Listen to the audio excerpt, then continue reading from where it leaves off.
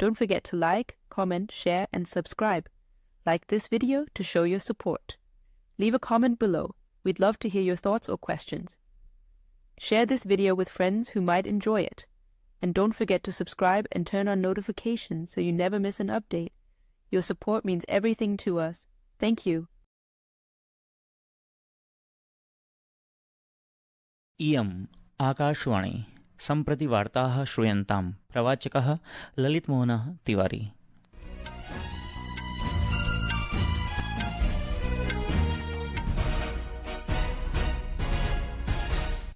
आदौ मुख्यवार्ताः।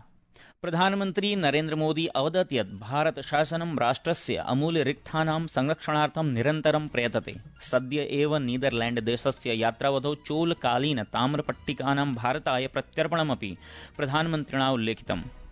आकाशवाण्याः मन की बात कार्यक्रमे प्रधानमन्त्री आतपात् आत्मानं संरक्षितुं पारम्परिकपेयपदार्थानां सेवनाय जनान् अध्यर्थयत्।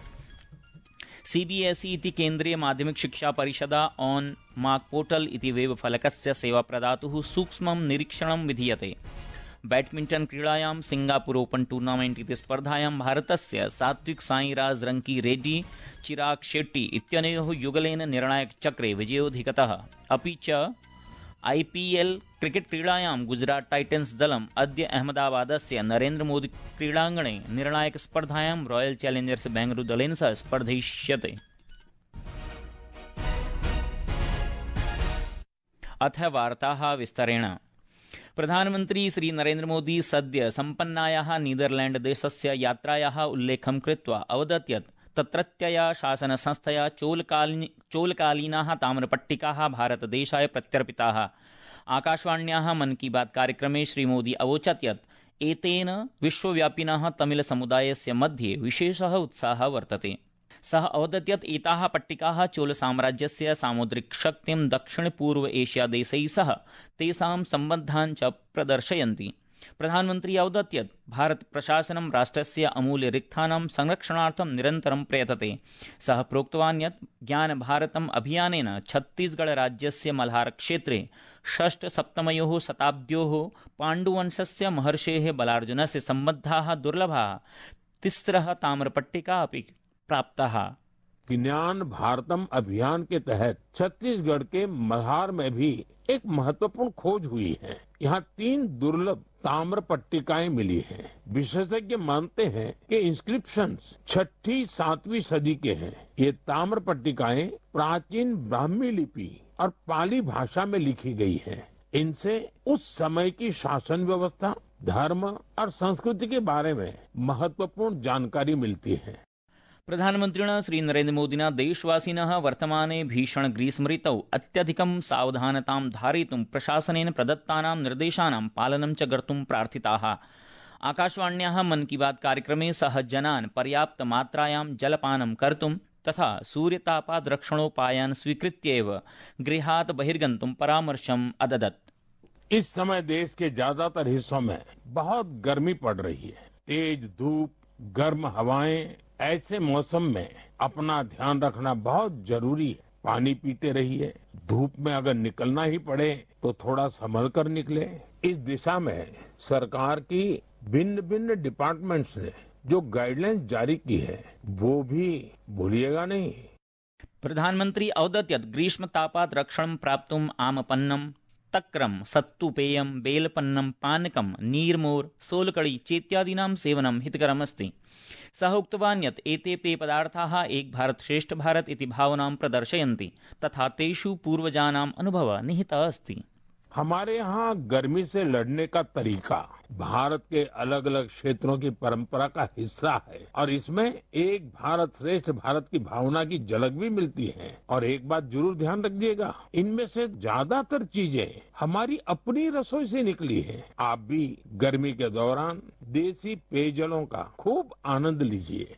प्रधानमंत्री रांची नगरे आयोजिताः राष्ट्रीय वरिष्ठ क्रीडा संघ प्रतियोगितायाः अपि चर्चाम् अकरोत्। अस्यां प्रतियोगितायां प्रायः 800 क्रीडकाः भागं गृहीतवन्तः। श्रीमोदी गुरिन्दर वीर सिंह, विशाल टीके, तेजस्विन शंकरः, देवमीणा, कुलदीप कुमारः चेत्येतेभ्यः अभिनन्दनम् अयच्छत्। असौ 100 मीटर मितायां धावन प्रतियोगितायां विजेतृभ्यां गुरिन्दर वीर सिंह तथा अनिमेष कुजूर चेत्येताभ्यां सह अपि संवादम् अकरोत्। प्रधानमन्त्रिणा उक्तं यत् खगोलशास्त्रं देशस्य प्रत्येकं जनेषु जिज्ञासां जनयति। तेन उक्तं यत् खगोलशास्त्रं देशे शीघ्रं लोकप्रियं भवति। श्रीमोदी युवानः खगोलशास्त्र समूहे सम्मिलितुं तथा अवकाशकालावधौ तारामण्डलं द्रष्टुं प्रेरितवान्। प्रधानमन्त्री उत्तरप्रदेशस्य एकस्मिन् कुल्यां गंगा डॉल्फिन प्राणिनः रक्षणसम्बद्धस्य लघुचलच्चित्रस्य अपि उल्लेखं कृतवान्। तेन उक्तं यत् नमामि गंगे अभियानस्य अन्तर्गतं निर्मिता भारतस्य प्रथमा गंगा डॉल्फिन उद्धार एम्बुलेन्स् अस्मिन् कार्ये महत्वपूर्णां भूमिकां निर्वहति। श्रीमोदी अवदत् यत् गंगा डॉल्फिन संरक्षणेन नद्याः जैव विविधतायाः तथा अमूल्यायाः प्राकृतिक धरोहरायाः संरक्षणमपि भवति।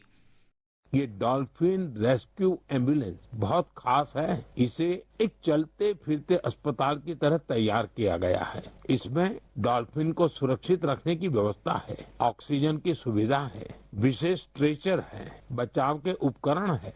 यानी अगर कोई डॉल्फिन घायल हो जाए, नहर में फंस जाए या नदी से कट जाए तो तुरंत उसकी मदद की जा सकती है। नूतनः CDS इति प्रमुखः रक्षाध्यक्षः लेफ्टिनेंट जनरल NS राजा सुब्रमणिः अद्य उक्तवान् यत् चिन्तने कर्मणि च नवोन्मेषः सैन्यसामर्थ्यानां विकासं त्वरितं करिष्यति। देशस्य नूतनस्य प्रमुखरक्षाध्यक्षस्य पदं स्वीकृत्य वार्ताहरैः सह संवादे जनरल सुब्रमणिः अवदत् यत् सशस्त्रबलानि राष्ट्रहितसंरक्षणे निरन्तरं व्यावसायिकं कार्यसञ्चालनसम्बद्धं निर्णायकं च प्रदर्शनं विहितवन्तः। ते भारतस्य सार्वभौमत्वस्य प्रादेशिक अखण्डतायाश्च रक्षणाय दृढसङ्कल्पाः सन्ति। अद्य प्रातः नवदिल्लीस्थे साउथ ब्लॉक प्राङ्गणे प्रमुखाय रक्षाध्यक्षाय गार्ड ऑफ ऑनर इति सम्मानः प्रदत्तः। तेन राष्ट्रिययुद्धस्मारके पुष्पाञ्जलिरपि समर्पिता। संस्कृतवार्तायाः संस्करणमिदम् इदानीम् आकाशवाणीतः प्रसार्यते। सममेव अयं कार्यक्रमः आकाशवाण्याः अन्तर्जालपटले www.newsonair.gov.in इत्यत्र अथ न्यूज़ ऑन AIR चलदूरभाषीय तन्त्रांशे अपि उपलब्धो भविष्यति। केन्द्रीय माध्यमिक शिक्षा परिषदा उक्तं यत् स्वस्य सेवाप्रदातुः ऑनमार्क पोर्टल इत्यस्यान्तर्गताः ये दोषाः अधुना सार्वजनिकरूपेण आगताः तेषां विषये सा सावधानतया निरीक्षणं करोति। सामाजिकमाध्यमेषु प्रकाशिते सन्देशे CBSE उक्तवान् यत् विविध सर्वकारीय संस्थानां तथा भारतीय प्रौद्योगिकी संस्थानां साइबर सुरक्षा विशेषज्ञानां दलं गतदिनेषु एतासां प्रणालीनां सुदृढीकरणाय तथा तन्त्रांशं सुरक्षितुं नियुक्तम् अस्ति। CBSE अपि सूचितवान् यत् अभिज्ञाताः दोषाः नियन्त्रणाधीनाः कृताः, सहैव अन्यासां सम्भावितानां त्रुटीनां निवारणार्थं गभीरा समीक्षा क्रियते।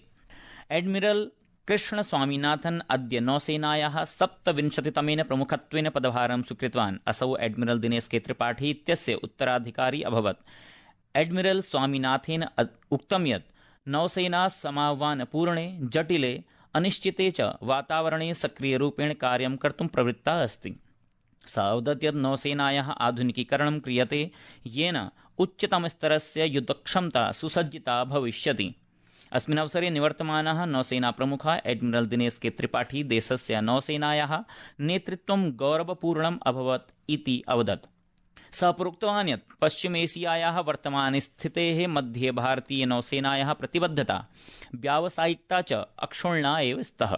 अमेरिकायाः राष्ट्रपतिः डोनाल्ड ट्रम्पः अवोचत् यत् अमेरिका ईरानेन सह परमाणुसन्धेः सन्निकटः वर्तते। तथापि तेन सञ्चेतितं यत् यदि संवादो विफलः भवेत् चेत् सैन्यकार्याचरणस्य विकल्पः अपि तत्परः स्यात्।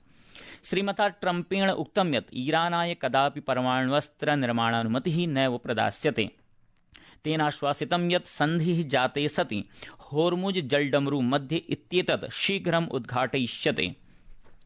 बैडमिण्टन क्रीडायां सिंगापुर ओपन टूर्नामेण्ट् इति श्रृङ्खलायाः निर्णायकस्पर्धा भारतस्य सात्विक साईराज रङ्किरेड्डी चिराग शेट्टी इत्यनयोः युगलेन विजिता। निर्णायकस्पर्धायां भारतीयदलेन इण्डोनेशियायाः मोहम्मद शोहिबुल फिक्री फजर अल्फियान इत्यनयोः युगलम् 18-21, 21-17, 21-16 इति अङ्कान्तरालेन पराजितम्। IPL क्रिकेट स्पर्धामालिकायां निर्णायकस्पर्धा अद्य अहमदाबादस्य नरेन्द्र मोदी क्रीडाङ्गणे भविष्यति। क्रीडायां गुजरात टाइटन्स दलं रॉयल चैलेंजर्स बेंगलुरु दलेन सह स्पर्धिष्यति। स्पर्धायाः आरम्भः सायं 7:30 भविष्यति इति वार्ताः।